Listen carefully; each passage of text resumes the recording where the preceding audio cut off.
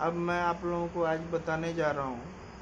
पिछले क्लास में मैंने पॉलिनोमियल स्टार्ट किया था और थोड़ा बहुत बताया था, अब उसके आगे बता रहा हूँ, आप लोग ध्यान दीजिए। पॉलिनोमियल जो है का कंडीशन मैंने बताया था कि कोई भी एक्सप्रेशन पॉलिनोमियल तभी हो सकता है जब वो दो क्राइटेरिया मतलब दो कंडीशन नहीं होना चाहिए, तभी वो पॉलिनोमियल हो सकता है, अदरवाइज वो पॉलिनोमियल नहीं होगा। जैसे कि आपको मैंने बताया था कि जो वेरिएबल है वो रूट के अंदर में नहीं होना चाहिए। अंडर रूट वेरिएबल अगर है तो वो पॉलिनोमियल नहीं हो सकता है। और दूसरी बात, वेरिएबल का पावर नेगेटिव नहीं होना चाहिए। ये दो चीज़ नहीं होना चाहिए, अगर हुआ तो वो पॉलिनोमियल नहीं है। ये मैंने आपको क्लियरली बता दिया था। अब मैं आपको आज बताऊंगा कि पॉलिनोमियल अगर है तो उसका डिग्री कैसे फाइंड आउट करते हैं। तो डिग्री फाइंड आउट करने के लिए पहले मैं आपको बता दूं कि पॉलिनोमियल दो तरह का होता है। एक तो है polynomial with one variable, polynomial in one variable. One variable वाला जो पॉलिनोमियल है उसका डिग्री कैसे फाइंड आउट करते हैं, तो इसके लिए एक एग्जांपल लेते हैं। ऐसे मान लो 3x² प्लस 2x प्लस 7, ये एक पॉलिनोमियल है। कैसे है? क्योंकि इसका जो वेरिएबल है वो रूट के अंदर में नहीं है और पावर भी माइनस में नहीं है, यानी कि नेगेटिव नहीं है। और ये दो चीज़ अगर नहीं है तो वो आराम से पॉलिनोमियल हो सकता है। तो इस तरीके से अब इसका डिग्री कैसे निकालेंगे, तो पॉलिनोमियल के जितने भी टर्म्स हैं, तो यहाँ कितने टर्म है? 3 टर्म। तीनों टर्म का आपको क्या करना है? पावर, वेरिएबल का पावर देखना है। तो यहाँ वेरिएबल का पावर कितना है? 2, तो 2 लिख दिए। यहाँ कितना है? 1, तो 1 लिख दिए।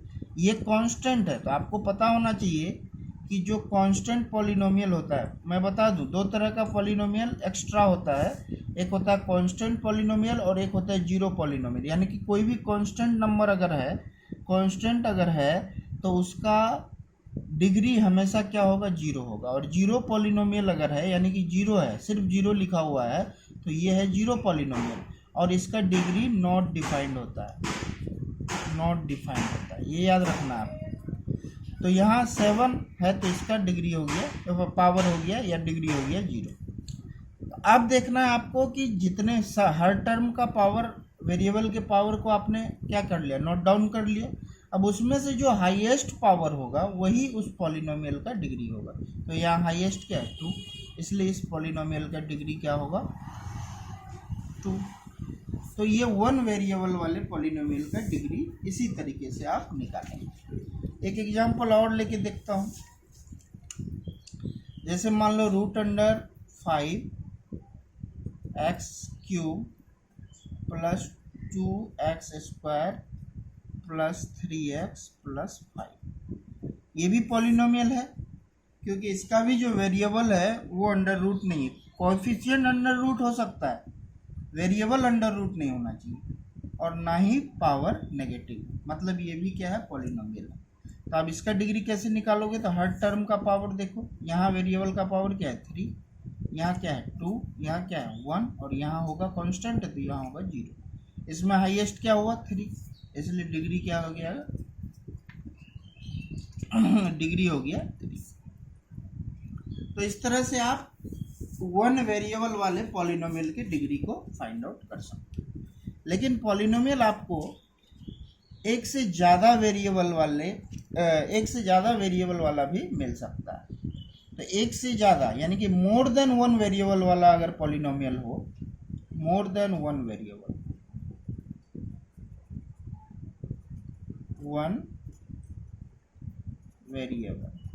तो मोर देन वन वेरिएबल वाला अगर हो तो कैसे निकालेंगे? तो उसके लिए एग्जांपल लेते हैं। जैसे मान लो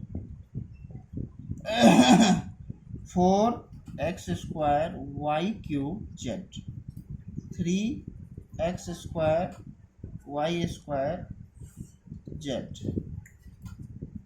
7x y z, ये पॉलिनोमियल है क्योंकि कोई भी वेरिएबल इसमें से ऐसा नहीं है जो अंडर रूट में है, और ना ही ऐसा है कि पावर नेगेटिव, मतलब ये पॉलिनोमियल है।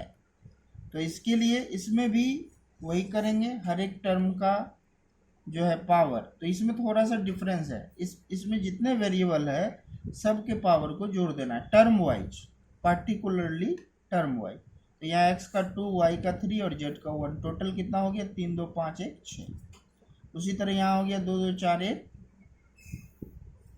किसका हो गया 5, और यहाँ हो गया, याद रहे आपको सिर्फ वेरिएबल के ही पावर को ऐड करना है, 1 1 1, ये हो गया 3। इसमें हाईएस्ट कौन सा हुआ 6, तो इसलिए इसका डिग्री होगा 6।